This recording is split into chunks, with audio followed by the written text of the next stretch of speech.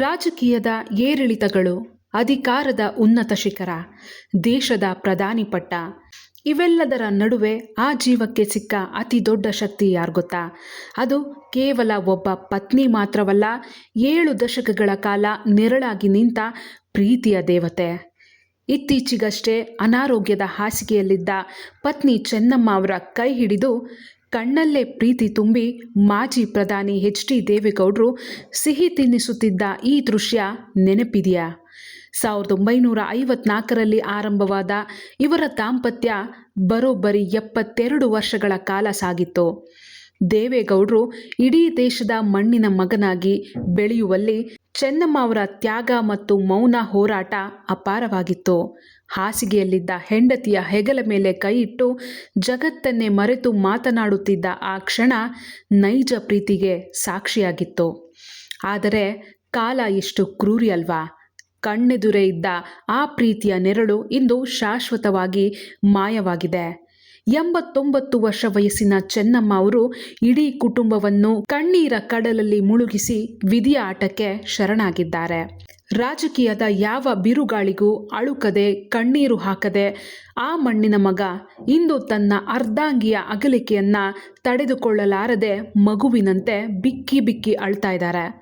ಗಾಜಿನ ಪೆಟ್ಟಿಗೆಯಲ್ಲಿ ಮೌನವಾಗಿ ಮಲಗಿರುವ ಚೆನ್ನಮ್ಮ ಅವರ ಮುಖವನ್ನು ನೋಡುತ್ತಾ ಆ ಪೆಟ್ಟಿಗೆಯ ಮೇಲೆ ಬಿದ್ದು ದೇವೇಗೌಡರು ಹಲುಬುತ್ತಿರುವ ಈ ದೃಶ್ಯವನ್ನು ನೋಡಿದ್ರೆ ಕಲ್ಲೆದೆಯೂ ಕರಗದೆ ಇರದು. 72 ವರ್ಷಗಳ ಕಾಲ ಸುಖ ದುಃಖಗಳಲ್ಲಿ ಜೊತೆಯಾಗಿದ್ದ ಜೀವ ಇಂದು ದೂರ ಹೋದಾಗ ಆ ವೃದ್ಧ ಹಿರಿಯ ಜೀವ ಅನುಭವಿಸುತ್ತಿರುವ ಒಂಟಿತನ ಮತ್ತು ನೋವು ಜಗತ್ತಿನ ಯಾವ ಅಧಿಕಾರಕ್ಕೂ ಮೌಲ್ಯಕ್ಕೂ ಸಮನಲ್ಲ. ಹೆಂಡತಿಯ ಅಗಲಿಕೆಯ ನೋವಿನಲ್ಲಿ ಕಣ್ಣೀರು ಹಾಕುತ್ತಿರುವ ದೊಡ್ಡಗೌಡರ ಈ ಸ್ಥಿತಿ ನೋಡಿದ ಕನ್ನಡಿಗರ ಕಣ್ಣುಗಳು ತೇವವಾಗಿವೆ. ದೇವೇಗೌಡರ ಬದುಕಿನ ಗಟ್ಟಿ ನಡುಗಂಬವಾಗಿದ್ದ ತಾಯಿ ಚೆನ್ನಮ್ಮ ಅವರ ಆತ್ಮಕ್ಕೆ ಶಾಂತಿ ಸಿಗಲಿ. ಈ ದುಃಖವನ್ನು ಭರಿಸುವ ಶಕ್ತಿಯನ್ನ ದೇವರು ದೇವೇಗೌಡರಿಗೆ ಹಾಗೂ ಅವರ ಇಡೀ ಕುಟುಂಬಕ್ಕೆ ನೀಡಲಿ.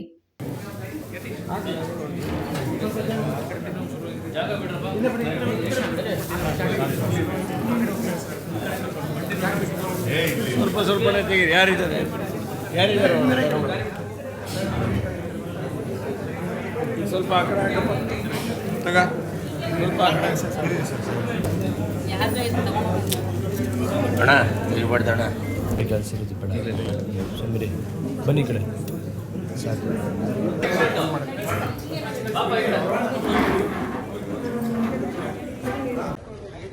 ತುಂಬ ಹಳ್ಳಿಯಿಂದ ಬಂದವರು, ಕಷ್ಟಪಟ್ಟು ತನ್ನ ಗಂಡನನ್ನ ರಾಜಕೀಯಕ್ಕೆ ಬರೋದಕ್ಕೆ ಪ್ರೇರಣೆ ಕೊಟ್ಟರು.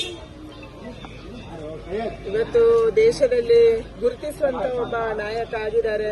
ದೇವೇಗೌಡರು ಪ್ರಧಾನಿ ಕೂಡ ಆದ್ರು ಅಂದ್ರೆ ಅದರ ಹಿಂದಿರುವಂತ ಶಕ್ತಿ ಅದು ಚೆನ್ನಮ್ಮ ದೇವೇಗೌಡರು.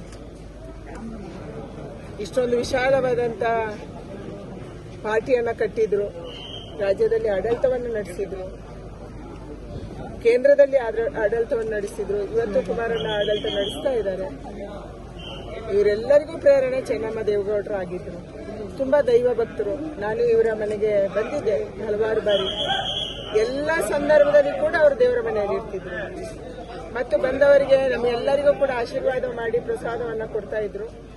ಕಳೆದ ಚುನಾವಣೆ ಸಂದರ್ಭದಲ್ಲಿ ಕೂಡ ಅವರ ಆಶೀರ್ವಾದವನ್ನ ತಗೊಂಡು ನಾನು ಹೋಗಿದ್ದೆ. ಇವತ್ತು ಅವರ ನಮ್ಮ ಮಧ್ಯೆ ಇಲ್ಲ. ಎಲ್ಲರಿಗೆ ಅಮ್ಮನಾಗಿದ್ದಂಥ ಚೆನ್ನಮ್ಮ ಇವತ್ತು ದೇವರ ಪಾದ ಸೇರಿದ್ದಾರೆ. ಅವರಿಗೆ ದೇವರು ಸದ್ಗತಿಯನ್ನು ಕೊಡಲಿ, ಚಿರಶಾಂತಿಯನ್ನು ಕೊಡಲಿ, ಅವರ ಕುಟುಂಬಕ್ಕೆ ನೋವನ್ನು ಭರಿಸುವಂತ ಶಕ್ತಿಯನ್ನು ಕೊಡಲಿ ಅನ್ನುವಂಥ ಪ್ರಾರ್ಥನೆಯನ್ನು ಮಾನ್ಯ ದೇವೇಗೌಡರದು ಮತ್ತು ಚೆನ್ನಮ್ಮನವ್ರದ್ದು ನಾನು ತಿಳಿದ ಮಟ್ಟಿಗೆ ಬಹಳ ದೀರ್ಘಕಾಲದ ತೀರಾ ಅತ್ಯಂತ ಅನ್ಯೋನ್ಯವಾದ ಸಂಬಂಧ. ಪತಿ ಪತ್ನಿ ಇಷ್ಟು ದಶಕಗಳ ಇಷ್ಟು ಚೆನ್ನಾಗಿ ಒಂದಾಗಿದ್ದು ನಾನು ನೋಡೋದು ಭಾಳ ಅಪರೂಪ. ಅದರಲ್ಲೂ ವಿಶೇಷವಾಗಿ ಚೆನ್ನಮ್ಮನವರು ನನಗೆ ಗೊತ್ತಿರೋ ಮಟ್ಟಿಗೆ ಬೆಂಗಳೂರಿನಲ್ಲಿ ದೇವೇಗೌಡರಿದ್ರೆ ಮಧ್ಯಾಹ್ನ ಅವ್ರ ಜೊತೆ ಊಟಕ್ಕೆ ಜಾಯ್ನ್ ಆಗೋದು, ಅವರ ಎಲ್ಲ ಸ್ಥಿತಿಗತಿಗಳನ್ನ ನೋಡ್ಕೊಳೋದು ಮಾಡ್ಕೊಂಡು ಈ ವಯಸ್ಸಲ್ಲೂ ಕೂಡ ದೇವೇಗೌಡರ ಜೊತೆ ಜೀವನ ಮಾಡ್ತಿದ್ರು. ಅಂಥ ಚೆನ್ನಮ್ಮನವ್ರು ಇವತ್ತು ದೂರ ಆಗಿರೋದು ನಿಜವಾಗ್ಲೂ ದುಃಖದ ಸಂಗತಿ. ಅವರು ಅನೇಕ ಗೃಹಿಣಿಯರಿಗೆ ಆದರ್ಶವಾದ ಗೃಹಿಣಿ. ದೇವೇಗೌಡರಿಗೆ ಭುಜ ಕೊಟ್ಟು ಅವರ ಇಡೀ ರಾಜಕೀಯ ಜೀವನದಲ್ಲಿ ಎಂತೆಂಥ ಕಷ್ಟ ಇದು ಬಂದರೂ ಕೂಡ ಎಳಕದೆ ಅಂಜದೆ ನಿಂತ್ಕೊಳ್ಳುವಂಥ ಶಕ್ತಿ ತುಂಬಿದಂಥ ಸದ್ಗುಣ ಇವತ್ತಿಲ್ಲ ಆಗಿರೋದು ನನಗೆ ನಿಜವಾಗ್ಲೂ ನೋವು ಉಂಟು ಮಾಡುತ್ತೆ. ಸನ್ಮಾನ್ಯ ದೇವೇಗೌಡರ ವಯಸ್ಸಲ್ಲಿ ಇದನ್ನು ತಡ್ಕೊಳೋದು ಭಾಳ ಕಷ್ಟ ಆಗ್ಬೋದು. ಆದರೂ ಅನಿವಾರ್ಯ ಪರಿಸ್ಥಿತಿ ಇರೋದ್ರಿಂದ ಭಗವಂತ ಇದನ್ನೆಲ್ಲ ತಡ್ಕೊಳೋ ಶಕ್ತಿ ಅವ್ರಿಗೆ ಕೊಡಲಿ. ದೇವೇಗೌಡರು ಇದನ್ನು ಯಾವುದನ್ನು ಅತಿಯಾಗಿ ತಲೆಗೆ ತಗೊಂಡಲ್ಲ, ಇನ್ನೂ ಕೆಲ ಕಾಲ ಚೆನ್ನಾಗಿರಲಿ. ಅವರ ಪತ್ನಿಯವರ ದುರಂತದ ಸ್ಥಿತಿಯನ್ನು ಮರೆಯುವಂಥ ಸ್ಥಿತಿ ಅವರಿಗೆ ಬರಲಿ ಅಂಥೇಳಿ ಭಗವಂತನಲ್ಲಿ ಪ್ರಾರ್ಥಿಸಿ, ತಾಯಿ ಚೆನ್ನಮ್ಮನವರ ಆತ್ಮಕ್ಕೆ ಶಾಂತಿ ದೊರಕಲಿ ಅಂಥೇಳಿ ಭಗವಂತನಲ್ಲಿ ಪ್ರಾರ್ಥನೆ ಮಾಡ್ತೀನಿ.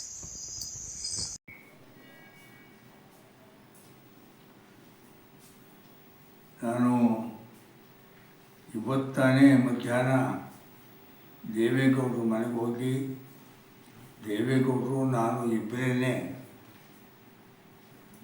ಈ ವಿಷಯದ ಬಗ್ಗೆ ಮಾತನಾಡಿದಾಗಲೂ ಕೂಡ ದೇವೇಗೌಡರು ಚೇತರಿಕೆ ಆಗುತ್ತೆ ಅನ್ನುವ ಆಶಾಭಾವನೆ ಇಟ್ಕೊಂಡಿದ್ದರು. ನಮಗೂ ಹಾಗೆ ಇತ್ತು. ಆದರೆ ಸಂಜೆ ಹೊತ್ತಿಗೆ ಈ ಸುದ್ದಿ ಬಂದಿದೆ. ನನ್ನ ದೇವೇಗೌಡರ ಸಂಬಂಧ 50 ವರ್ಷಗಳದ್ದು. ಹಾಗೆಯೇ ಚೆನ್ನಮ್ಮನವರ ಸಂಬಂಧವೂ ನನ್ನೊಟ್ಟಿಗೆ 50 ವರ್ಷದ್ದು. ಆ ತಾಯಿಯನ್ನು ದೇವೇಗೌಡರನ್ನ ಎಷ್ಟು ಹತ್ತಿರದಿಂದ ನಾನು ಬಲ್ಲೆನೋ, ನನ್ನ ದೇವೇಗೌಡರ ಒಡನಾಟ ಎಷ್ಟು ಆತ್ಮೀಯವಾಗಿತ್ತೋ, ರಾಜಕಾರಣಕ್ಕೆ ಹೊರತಾಗಿ ಎಷ್ಟು ಆತ್ಮೀಯವಾಗಿತ್ತೋ ಅಷ್ಟೇ ನನಗೂ ಮತ್ತು ಚೆನ್ನಮ್ಮನವ್ರಿಗೂ ಸಂಬಂಧ ಇತ್ತು. ಅವರು ನನ್ನನ್ನು ಮನೆ ಮಗನ ಥರ ಟ್ರೀಟ್ ಮಾಡ್ತಾಯಿದ್ರು. ನಮ್ಮ ಮನೆ ಕಷ್ಟ ಸುಖಕ್ಕೂ ಕೂಡ ಅವರು ನಮ್ಮ ತಾಯಿ ಇಲ್ಲದೆ ಹೋದರೂ ನಮ್ಮ ತಾಯಿ ಸ್ಥಾನ ತುಂಬಿಕೊಟ್ಟಿದ್ರು.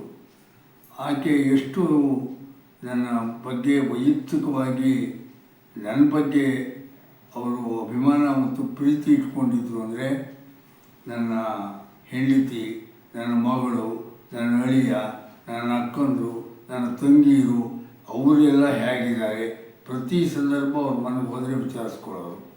ನನ್ನ ದೇವೇಗೌಡರ ಕುಟುಂಬದ ಬಾಂಧವ್ಯ ಎಷ್ಟು ಹತ್ತಿರವಾಗಿತ್ತು ಅಂದರೆ ಅಷ್ಟೇ ಹತ್ತಿರ ಚೆನ್ನಮ್ಮನವ್ರ ಜೊತೆಗೆ. ನಾನು 15 ದಿನಕ್ಕೆ ಒಂದು ಸಲ, ತಿಂಗಳಿಗೆ ಒಂದು ಸಲ ದೇವೇಗೌಡರನ್ನ ಭೇಟಿಯಾಗಿ ಈಗ ಹೋಗ್ತಾಯಿದ್ದೀನಿ. ಮೊದಲಂತೂ ಪ್ರತಿದಿನ ಅವ್ರ ಮನೇಲೆ ಕಾಲ ಕಳೀತಿದ್ದವನು.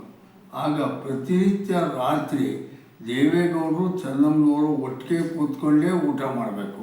ಆ ಇಬ್ಬರು ಊಟ ಮಾಡೋ ಟೈಮಲ್ಲಿ ನಾನು ಇರಲೇಬೇಕು.